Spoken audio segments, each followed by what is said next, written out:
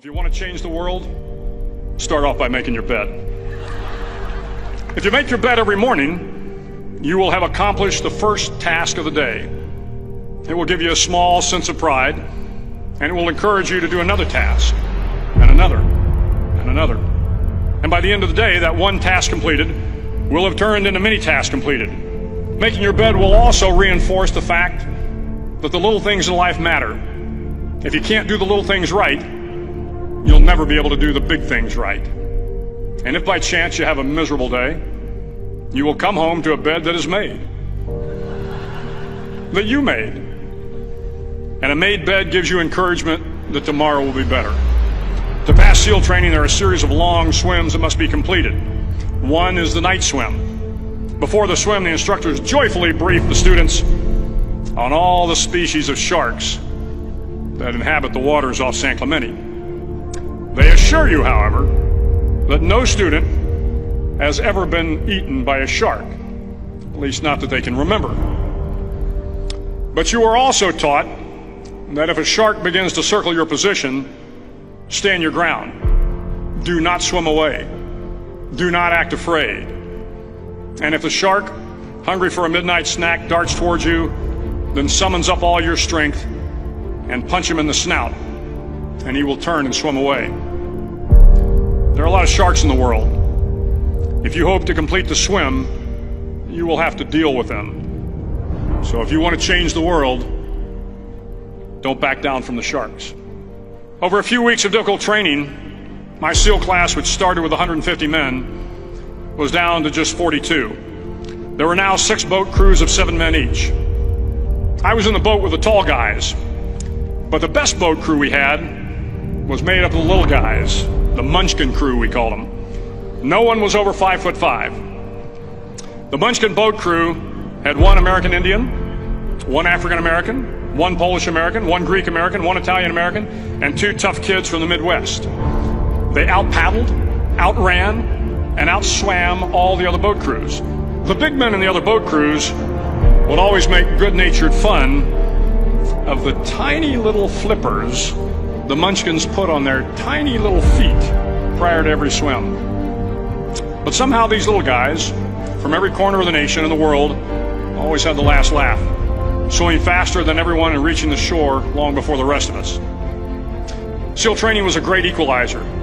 Nothing mattered but your will to succeed, not your color, not your ethnic background, not your education, not your social status. If you want to change the world, measure a person by the size of their heart, not by the size of their flippers. The 9th week of training is referred to as Hell Week. It is 6 days of no sleep, constant physical and mental harassment, and 1 special day at the Mud Flats. The Mud Flats are an area between San Diego and Tijuana where the water runs off and creates the Tijuana Sloughs, a swampy patch of terrain where the mud will engulf you.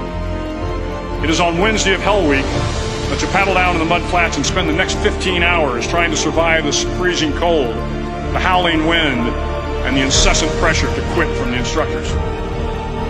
As the sun began to set that Wednesday evening, my training class, having committed some egregious infraction of the rules, was ordered into the mud. The mud consumed each man till there was nothing visible but our heads. The instructors told us we could leave the mud if only 5 men would quit. Only 5 men, just 5 men, and we could get out of the oppressive cold. Looking around the mud flat, it was apparent that some students were about to give up. It was still over 8 hours till the sun came up. 8 more hours of bone-chilling cold. The chattering teeth and the shivering moans of the trainees were so loud, it was hard to hear anything. And then one voice began to echo through the night. One voice raised in song. The song was terribly out of tune, but sung with great enthusiasm. One voice became 2, and 2 became 3, and before long, everyone in the class was singing. The instructors threatened us with more time in the mud if we kept up the singing, but the singing persisted, and somehow the mud seemed a little warmer, and the wind a little tamer, and the dawn not so far away. If I have learned anything in my time traveling the world, it is the power of hope. The power of one person, a Washington, a Lincoln, King, Mandela, and even a young girl from Pakistan, Malala.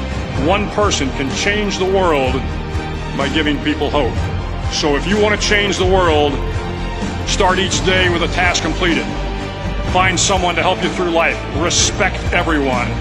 Know that life is not fair and that you will fail often. But if you take some risks, step up when the times are the toughest, face down the bullies, lift up the downtrodden, and never ever give up. If you do these things, the next generation and the generations that follow will live in a world far better than the one we have today. And what started here will indeed have changed the world for the better.